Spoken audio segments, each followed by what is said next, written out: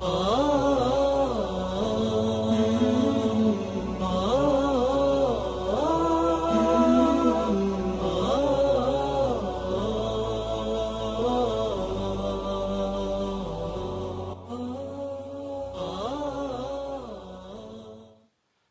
بالله من الشيطان الرجيم. بسم الله الرحمن الرحيم. يا أيها الذين آمنوا كتب عليكم الصيام كما كتب على الذين من قبلكم لعلكم تتقون.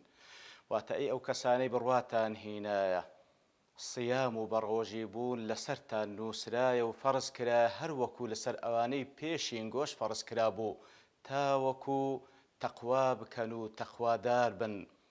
بەڵێ خۆشەویستان کاتێکەوە باز لەوە دەکا کە ئەو سیام و بەڕۆژیبوونە لەسەر ئەوانەی پێشووی ئێمەشدا فەرزکرا بوو چەند حکمەتێکی لەوەردەگیرێ.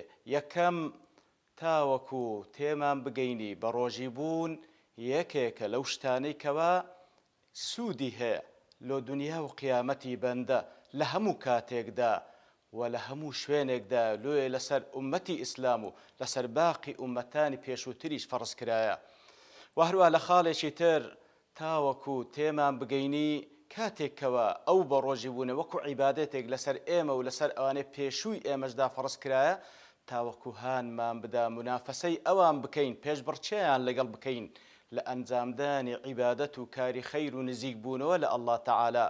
و هەروە لە حکمەتێکی دیکە تاوەکو لە لامان ئاسان بکا بەڕۆژیبوون، چونکە هەر لەسەر ئێمە فەرز نەکرا لەسەر ئەوانەی پێشووی ئێمەشدا فەرزکرایە. هەروەکو لە ئاەتی دواتر دەفەرمێ ئەیامە مەعدودات، چەند ڕۆژێکی ژمێردراوە، قورس نییە. و لە کۆتایی ئاەتەکەشدا کاتێک کە دەفەرمی لەعەلەکم تەتەقون وەکو زانایان دەفەرمون بەڕۆژیبوون لەگەڵ تەقوا دوانن تەوئەمن لێک جیا نابنەوە، چونکە بەڕاستی بەڕۆژیبوون ئەو عیبادەتەیە کە لە نێوان بەندە و لە نێوان خوایە ئیتر ڕقابەی ذاتی واتە حەزکردن لە ناخی خۆتەوە بە مراقبەی خوا سوبحانە وتعالە لە خلالی بەڕۆژیبوونە بەهێز دەبی، ئێرادەی ذاتیت بەهێز دەبی.